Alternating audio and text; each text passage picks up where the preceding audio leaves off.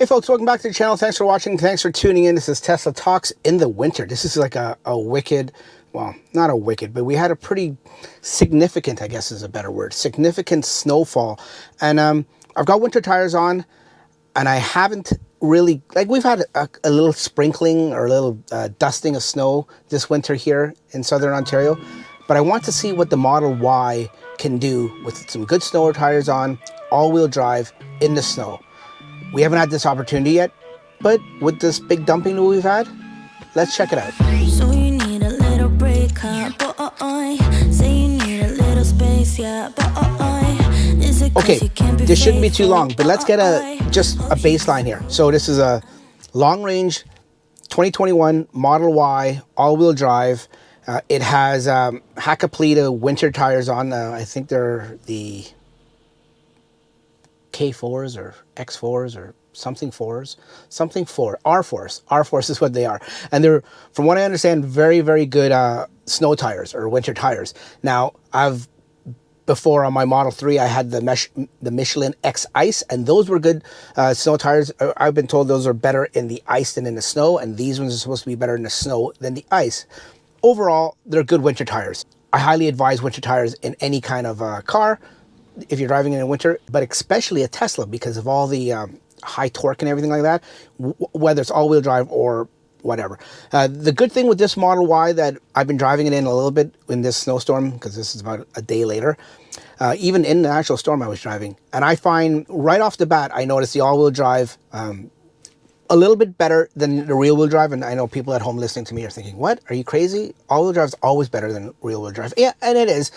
There's something about the rear-wheel drive Model 3 that I had that, I don't know if it was the Michelins I had on, but it was very, very good in the snow. I mean, I tell people this, they don't believe me. All my ice friends say, oh, that car must suck because it's a rear-wheel drive car with all that power in the snow.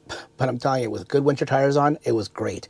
I went so many places in the snow and I never got stuck. But the one difference I noticed with this over the Model 3, right off the bat, is the extra ground clearance. Now, this is supposed to be 6.6 inches in ground clearance, whereas the Model 3 was about an inch shorter. So it doesn't sound like a lot, but it's enough. I've noticed it already. We've had, I'll just give you an example here where I am in Southern Ontario. We've probably had about a foot of snow or about 30 centimeters.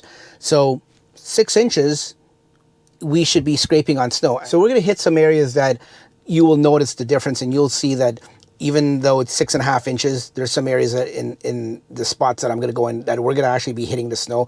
It's better ground clearance. You're not going to rip off that plastic cowling or potentially rip off that plastic cowling that you would more likely in that extra inch that we have on this than in the Model 3. So let's get ready and we're going to go. I'm going to put up another view of the camera on the side there. That's going to show us our wheel spin to see if we're spinning the wheels while we go. And we won't be able to see in here because you won't be able to see the wheels, but the camera will show us a nice little baseline. Okay. Let's go.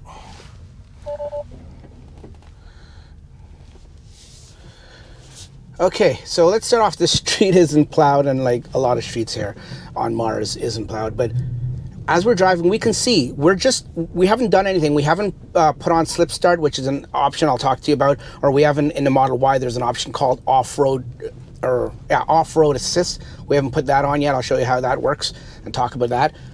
But as you can see, we're doing just, 10 kilometers. So, I mean, you wouldn't be going fast in conditions like this, and we're in the ruts. There's a couple ruts, as you can see, that are paved in the snow type of thing that people have gone over, and we're going in that. And the car is sliding around a little bit laterally, left to right, just finding those grooves, but that's okay because you want to be in the grooves. You don't want to make your own track. You can, and let me just stop and show you guys. Okay, so if I come to a complete stop here and just all-wheel drive, let the traction control in the car take its own thing, and we go, and you can see we pick up no problem. You hear, I don't know if you can hear that. We're scraping on the bottom a little bit there. We're going to go because this guy wants to go, so we're going to let this person go, come to a complete stop, because they're turning, and then we're going to go. So with there only being one track, we have to let each other go and be very cooperative drivers here. So we're out of there. We're going to go back around. You know what? I want to go back around and take it another way. So let's spin around here. Not literally. Let's reverse and do it properly. See, it's paved here, but it's not paved up there. When I say plowed, not paved, plowed. So let's go give this another try. Let's see if we can get out of these ruts now and make a fresh path here. It's a little deeper in this little channel here. See, well, we still didn't even scrape there.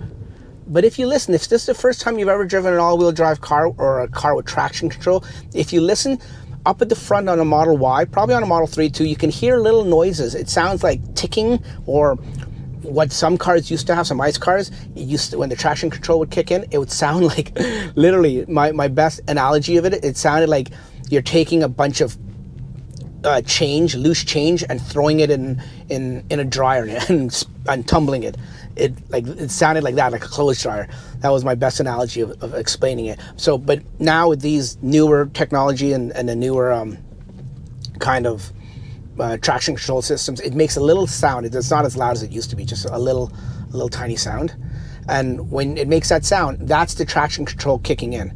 And the traction control basically is just the car's computer system just allowing you to have enough traction, but when the computer detects there's wheels slipping, it applies the brakes as it needs, and then when it doesn't need the brakes, it applies traction to those individual wheels. So you're always going to have some kind of movement.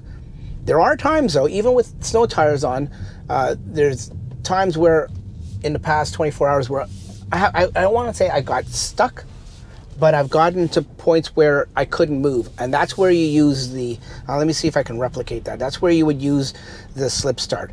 And in the forums and in the Facebook groups in the past 24 hours, I found a lot of misunderstanding. People did not really understand slip start too much. So let me just turn around here and get into some thick snow, and say we get stuck, and I'll show you how to get slip start. So from slip start, you go to the menu or the settings, you go to pedal and steering. This is where you get your slip start and your off-road assist if you have a Model Y. If you have a Model 3, I don't believe you have off-road assist. I'm pretty sure it's only for Model Y. So slip start used to help free vehicles stuck in the snow and sand or mud or whatever. So you click slip start on. So basically it doesn't deactivate traction control, but it minimizes traction control a lot less, so you can get wheel slippage. Now what you want to have wheel slippage for is to rock yourself. If you're accustomed to an ICE car and you get stuck, you want to rock yourself with reverse and forward till you get enough distance that you can get some momentum and go forward and get out of where you're at. Because if you're just in one spot and your tires have dug down into the snow or mud even, you notice you're not going to go anywhere. So if you can rock yourself and get some momentum, that's going to be good. Now, I don't know if you noticed it there. I'll see in the camera if there's any slipping as I really gun it there. But see, the slip start doesn't take off traction control completely. You still have some traction control. Plus, these have good winter tires on it too. So that's basically what slip start is. If I find another scenario, I can show you more when we get stuck. You know what? I can actually, here, let me see if I can do this. I was playing around with it yesterday and I got stuck here. So let me see if I can get stuck again. Going in this little spot here. Okay, so I think I might be, you see how the tires are spinning now there? If I reverse, can I get, it's funny, I'm actually trying to get stuck, which I would never recommend that you try to get stuck. So, okay, so let me take off slip start, and now if I just was to gun it, it's still not working. This is funny because I'm trying to get stuck and I can't. But you know how it is. The times you're not trying is when you could actually get jammed up. So, okay, let me put it into drive. I'm in regular all-wheel drive. Let me gun it, see what happens. See how I'm spinning the wheels, or the wheels aren't spinning because the traction control is kicking in. And when you're stuck, you actually want the wheels to spin a little bit. So let me go backwards here first. Let me put on slip start, and then show you how it works. See, the wheels are spinning and you're actually moving. And then once you get out, you can take off slip start. You can do it while you're moving. You can take out slip start. So that's one example of how it works. The other one is off-road assist. Now, off-road assist, I didn't know what it was other than the obvious. And if you click on the little information card here, it basically has a box that pops up and says, adjust traction control to optimize performance off-road. Some autopilot features such as automatic emergency braking and lane departure avoidance features are not available when off-road assist is enabled. So that's good to know. But if you go into the manual, and I'll put it up here, a screenshot of it, it explains to you more how it's good for and what you can use it for, and you can use it at lower speeds. You can use it at high speeds, but it's more for lower speeds. So if you put that on, I found I've used it, and I don't know if it's just me and psychologically, but I think it actually helps a little bit more because it gives you more traction because it limits the traction control a little bit more, which, if that makes sense at all. So if we put it on here, it'll tell you traction control assist enabled, or sorry, off-road assist is enabled, and the traction control symbol showing that it's not there. Now here's a perfect example of someone in a nice vehicle that doesn't have all-wheel drive, surprisingly for a Ford Escape, and they're just rocking back and forth. And now they want to come this way. Why do they want to come this way? Okay, back to our regularly scheduled program. Now that the ICE driver is freed. So we're gonna make a turn here. It's some sloppy snow. So let's see what we do. There's some tracks here, but let me see if I could. See, I'm in off-road assist, and okay, so here's a perfect example. So we are stuck, right? If I take off-road assist and I try to go in reverse, I'm still stuck. The wheels aren't spinning as much as they should be. So if I put on slip start and I go into drive and I go, you can see the wheels will spin a lot more, and it will give you enough traction to start getting out of there. At least enough momentum. And then once you start getting out of there, you don't have to stop. You can keep going. Just take off slip start. The all-wheel drive will kick back in, and the traction control regularly will kick back in. And another driving in heavy snow tip is if you're moving and you've got any kind of forward momentum and you don't want to get stuck, don't stop. Keep going as much as you can in a safe manner, because once you stop, you're gonna have to start all over again, and your tires are gonna dig in and stuff like that and spin. So once you start going, even if it's at a slow speed, like I'm going like 7 kilometers an hour, which is like, very slow, just keep going. Don't stop. And you can hear, I don't know if you heard that, that's me slipping, or me the bottoming out. So these are one of the best, arguably one of the best winter tires on the market, and arguably this is one of the best cars, whether you say ICE or EVs, in terms of traction control. So you put both of those together, you can see how good it is, but it's never perfect. Like, there are some spots where you can still get stuck. And if you do get stuck, Tesla thought of it and figured out little functions and little options that you can use. You just have to know how to use it. But if you know how to use it, you have these tools available to get yourself out of any situation, in my opinion. If you have all season tires or summer tires and you get stuck, I don't even know if these will help you all the time, unless you're like really, really good driver and you know exactly what you're doing. But I've yet to have to need anyone push me out in my Model Y, in my Model Y, or even the Model 3 when I had it for 3 winters. Hear that? That's the bottom just bottoming out. Not bottoming out, but it's sort of plowing the snow, because the snow was higher than the clearance in the car. So that's where the limitations of the 6.5 inch ground clearance comes in.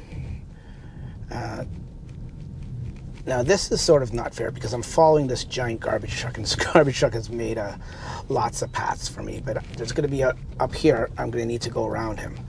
So let me put on off-road assist and see if I can go around him that way in some unplowed snow. Well, it's all been plowed, but it's just all disturbed, or undisturbed snow maybe. Okay, you're not gonna let me go, buddy? Don't make me have to stop. Okay, so I don't know if he was letting me go there, but I went anyways.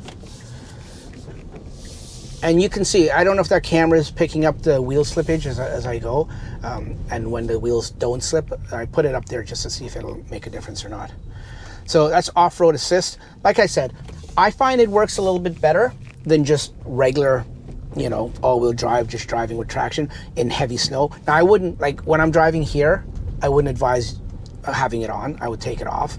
But when it's snow-covered or heavy snow, like deep snow like that, I find that the off-road assist actually makes a difference. Okay, we're gonna go down this road one more time and see if I can demonstrate anything to you guys. Now, what I wanted to do originally when I got this Model Y, this is a vision only, it has no radar. I wanted to see autopilot, but obviously autopilot's not gonna work in snow-covered situations like this. I think this is more of a beneficial and practical video to show you guys. Yeah, autopilot will work with a little bit of snow cover as long as they can see the lane lines. In this situation, you can't see the lane lines, so I don't think an autopilot video would be as beneficial as this video for you guys. Okay, folks, so that's basically all I want to show you guys. Just basically how this Model Y acts in snow, how it performs, how it behaves. And as you can see, with good snow tires on, you're quite fine. It's very, very good. This is the part where we got slowed down or stuck a little bit last time, so we'll go through and see if we can carve our own path. See, every time you try to carve your own path, it just pulls me back into the already pre-existing ruts. But if I go here and I give it, and see when this yellow light, I don't know if you saw it there, came up, when that flashes, this little orangey yellow symbol, and it looks like a car with two snakes chasing behind it. When you see that, that means traction control is kicking in. Let's see if I can get it in again. And you find that when you see it's going on again there a little bit, when you really give it and gun it, then that's what happens. But anyways, that's all I got for you folks. Let me know down in the comments below if you guys want to see any other kind of snow videos, any other questions you have that I can maybe try to reproduce for you guys. And until then, thanks for watching. Like and subscribe. I always say that. I always don't say that, but I think I need to say it a little bit more, just because, you know, there's more people that watch this video that aren't subscribed. That are subscribed. I know a lot of YouTubers tell you guys that, but it is actually true. It's actually quite amazing. My channel is a little bit better than others, but you know, it still happens. So thanks for watching. We'll catch you on the next one. Take care. Bye-bye. So you need a little break, huh? Boy, say you need a little space, yeah. Boy, is it 'cause you can't be faithful? Boy, oh geez.